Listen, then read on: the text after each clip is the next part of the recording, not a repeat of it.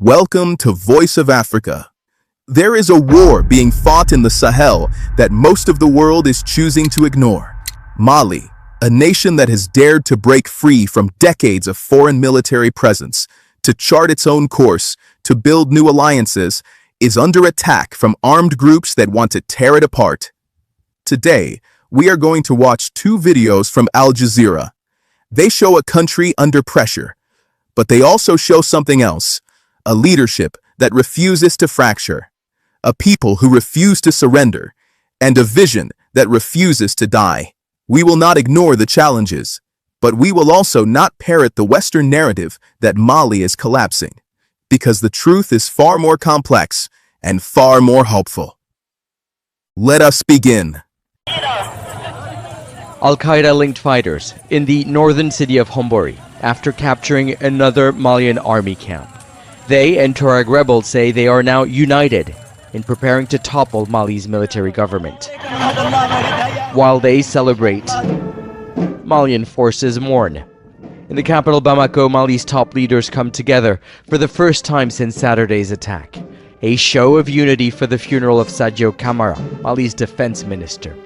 The architect of the country's security shift, the man who pushed France out, who brought Russia in, now gone. And with him, a vacuum. Those who are already rejoicing at the idea of a hypothetical collapse of Mali are mistaken. Mali is eternal, and we will prove that to millions of Sadio Kamara who are already stepping forward, ready to take up the torch. Kamara was killed in a suicide attack in the garrison town of Kati. This is Abu Hudayfa al-Bambari, an al-Qaeda-linked commander believed to have orchestrated the attack. Now triumphant. He's not alone. Thousands of al-Qaeda-linked fighters have taken position around the capital, tightening a siege around Bamako.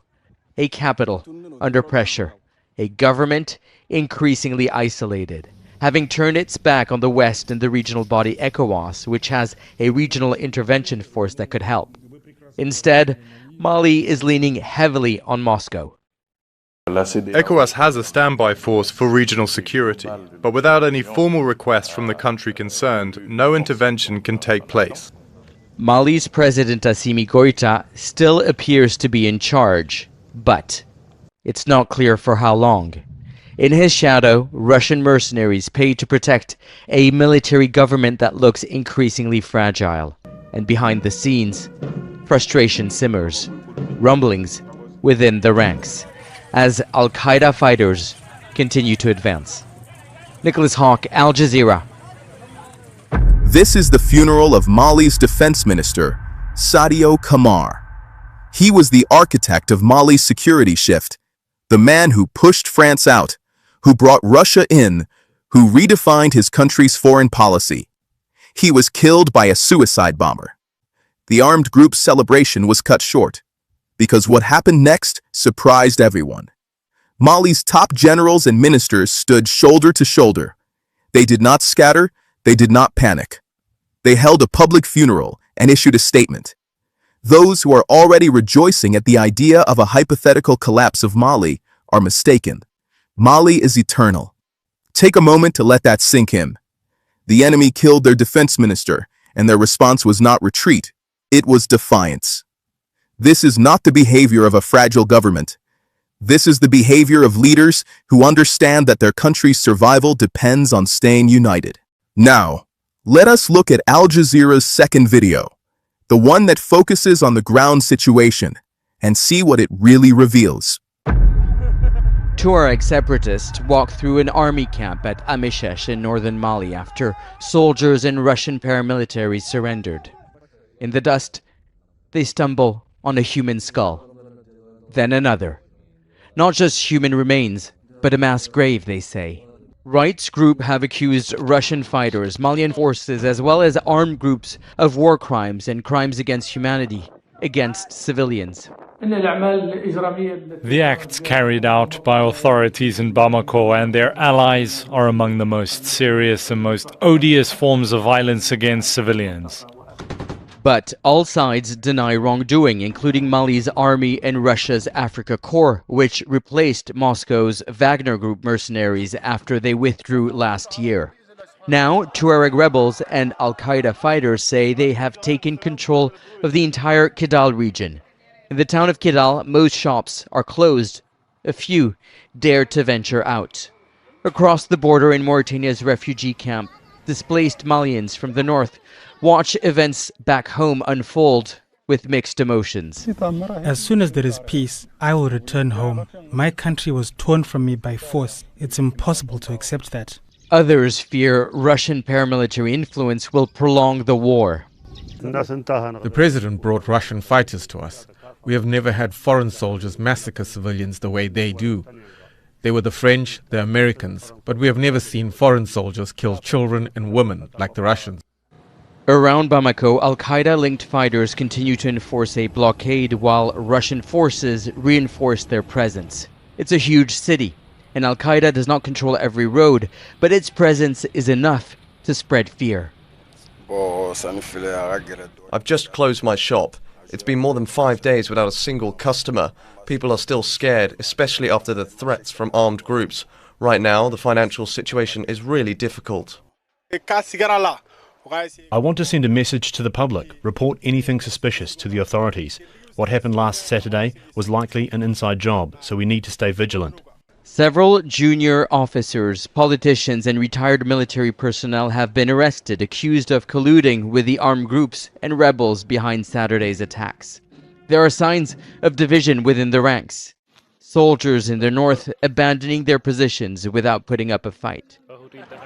Meanwhile, Tuareg separatists say they are on the offensive, this time towards Timbuktu, unsure what they may uncover next. Nicholas Hawk, Al Jazeera. The report shows difficult images. A mass grave discovered by rebels. A civilian accusing Russian forces of atrocities. A shopkeeper in Bamako who has not seen a customer in 5 days. These are serious matters. Allegations of war crimes must be investigated. The suffering of civilians is real. No one denies that war brings hardship. But here is what the report does not emphasize enough. The Malian government has acknowledged that there were inside jobs, soldiers and officers who colluded with the enemy. And they have arrested them. They are not hiding the problem. They are dealing with it. That is accountability. That is a government that is not covering up its failures, but confronting them. And the civilian who accused Russian forces of atrocities, he also said that the French and Americans never stopped the violence either. He is not defending one foreign power over another. He is pointing out that every foreign force has committed abuses in the Sahel. None has brought lasting peace. That is not an argument against Mali's current government. That is an argument for why Africans must build their own solutions, not rely on outsiders. Let me give you the analysis that Al Jazeera did not have time to offer. Mali is not falling. Mali is fighting a war on multiple fronts, against separatists, against jihadists, against a global media that has already written its obituary. And despite all of that, the capital still stands. The government still functions. The leadership remains united. The Alliance of Sahel States, Mali, Burkina Faso, Niger, has been dismissed as a club of coup leaders. But look at what they are doing. They are building regional cooperation without the interference of former colonial powers. They are diversifying their partnerships with Russia, with Turkey, with others. They are refusing to be pawns in anyone else's game. Yes, there are setbacks. The armed groups have seized territory. Russian forces have not performed miracles. The Malian army has had to retreat from some positions. But wars are not won by avoiding setbacks. They are won by learning, adapting, and persevering. The people of Bamako are scared. That is understandable. But they are not abandoning their city. They are not fleeing in the millions. They are closing their shops and waiting, praying for a better tomorrow. That is not defeat. That is endurance. The general said, "Mali is eternal." I believe him, because I have seen the resilience of the Sahel. From Burkina Faso's citizen roundabouts to Mali's united generals, the spirit of these nations will not be crushed by a few thousand rebels. The road ahead is long, the enemy is determined, but so is Mali. So is the Alliance of Sahel States. So is Africa. This is Voice of Africa.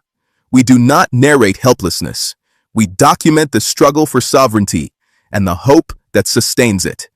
Subscribe, share, and comment below. Where are you watching from? Bamako, Ouagadougou, Niamey, Accra, London, New York. The world is listening, and the Sahel is rising.